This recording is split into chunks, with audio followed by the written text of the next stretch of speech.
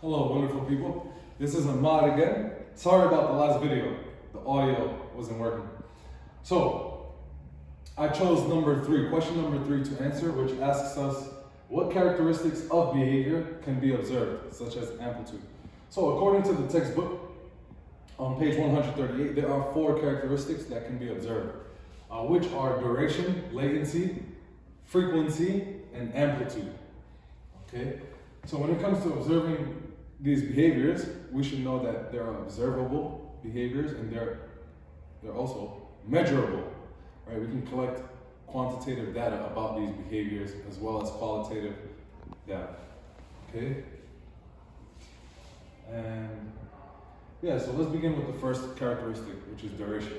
We all know duration is the length of time something occurs.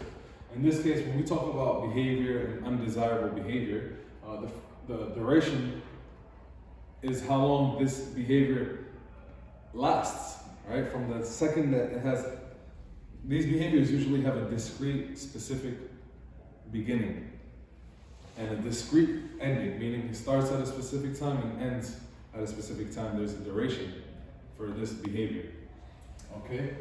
And when it comes to duration, there's 2 types of duration, the average duration and the total duration. So I have here an example very similar to the one in the textbook. I have a student who gets up frequently. All right, this is an undesirable behavior because they're disrupting their own learning. Okay, and it's pretty frequent.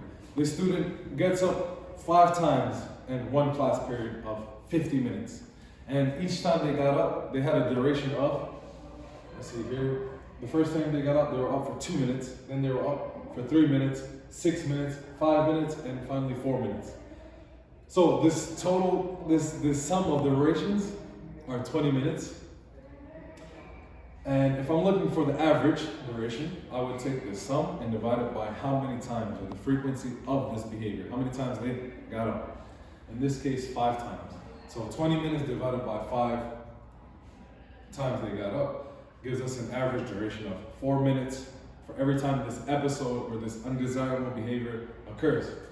Now, on the other hand, the total duration is represented as a fraction or a decimal or rate. Now, the total duration, we need 2 things. We need the total amount of time the student is performing this behavior, which in this example is 20 minutes. And we also need the total duration of how long they're being observed. So in this same example, a class period of 50 minutes. And for me to find the total duration in this example, I would write the fraction 20 minutes over 50 minutes, which gives me 0.4. This tells me 40% of the time the student is performing this undesirable episode or behavior in a class period. Okay, and according to the textbook, let's go to the next characteristic, which is, according to the textbook, before I move on, total duration is also known as prevalence of the behavior. Like, how does it occur? How long? Or how does it last? How long does it last? Okay, and that was from page 130. Now the next characteristic, latency. Now this also has to do with time, the length of time. But in this case, latency is the length of time between a request by the teacher to perform a behavior or activity, all the way to the time the student actually performs a behavior or activity. So for example, when I tell my students for the do now to please take out their notebook and place it on their desk, the latency would be the discrete time from when I signal for the student to perform, all the way until the time the student actually puts the book on the desk. That would be the latency. It gives us an idea like how they're processing the information, if they're actually trying to do this, listen, right? The next characteristic is frequency, which we know is how many times something occurs. In this case, the frequency of this undesirable behavior. And frequency can be used to give us an idea if the sample size is different. For example, we collect the frequency of students' behavior in different time periods, so it gives us a better understanding. And we use these frequency data to convert for predictions. For example, let's say I have a student who gets up 3 times in a matter of 20 minutes. All right, we could use this rate to predict how many times they would get up in a matter of 1 hour, 60 minutes. So 20 to 60 is 3 times. 3 times 3 is 9 times. All right, so using this rate, within 20 minutes, a student get up 3 times, we can predict, we could think that they would get up 9 times in a matter of 1 hour. Okay, and according to Alberto and Trotman in the textbook, it said they suggest that frequency should not be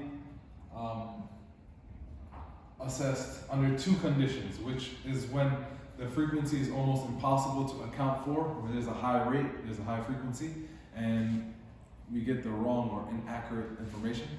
So when there's a high rate or frequency, it's not good to use this characteristic to assess because it might be incorrect. And the next condition where we shouldn't use frequency is when a student is, when the behavior occurs over a prolonged period of time. So I think this means when they're conditioned to a certain behavior, it's almost unfair for the teachers to ask them to stop what they've been so conditioned and used to doing. Okay, the next characteristic is amplitude. So this refers to the intensity of how the student's behavior occurs. Now when I first read this, I was thinking, man, this is subjective bias, right?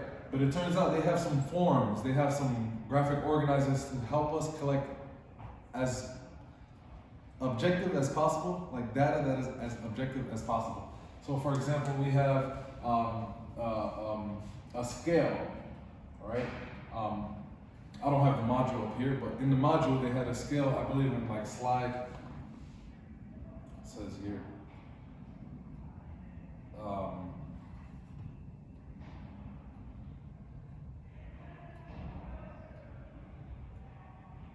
Yes, according to the module day 1 and day 2, FBA and BIP, the amplitude can be measured using an intensity scale of 1 to 5.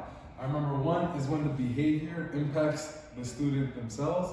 2 is when the behavior impacts their peers. 3 would be when the behavior impacts the whole class. 4 would be when the behavior impacts the neighboring class. And 5, when the most intense, where it affects, the behavior affects the entire school community. All right, so yes, this is good to collect. The scales are great to give us an idea how intense a certain behavior is. Now let's talk about the module. Now I searched up what is an FBA, right? And according to Dr. Rachel Schwartz, she wrote that a functional behavior assessment is a process that seeks to identify behaviors that are interfering with a child's learning and provide recommendations to reduce or replace them. Okay? We try to assess the function as to why the student is behaving in a certain way and how can we improve or progress and reduce this undesirable behavior. The focus of the FBA is on behaviors that occur within the school environment versus those that occur at home or outside the school community. We compare it to justify any hypotheses as to why they perform a certain way. So when reading and completing these modules, I learned that there are strategies to collect direct and indirect information. And we use one of the strategies called DASH. Okay? DASH stands for defining the behavior, asking about the behavior, asking the student themselves and their teachers and parents. S stands for seeing the behavior, we're collecting direct data. And finally, H, hypothesizing, coming up with like a reason, right, for the function or trying to verify it by comparing the direct and indirect data collected. Within this module, I also learned about the multi-tiered system of supports and positive behavior intervention support. According to slide 9 of module 1, the IDEA Act of 1997 legislated the establishment of a national center on PBIS, on positive behavior intervention support, to disseminate and provide technical assistance to schools on evidence-based practices for improving support for students with emotional and behavior challenges.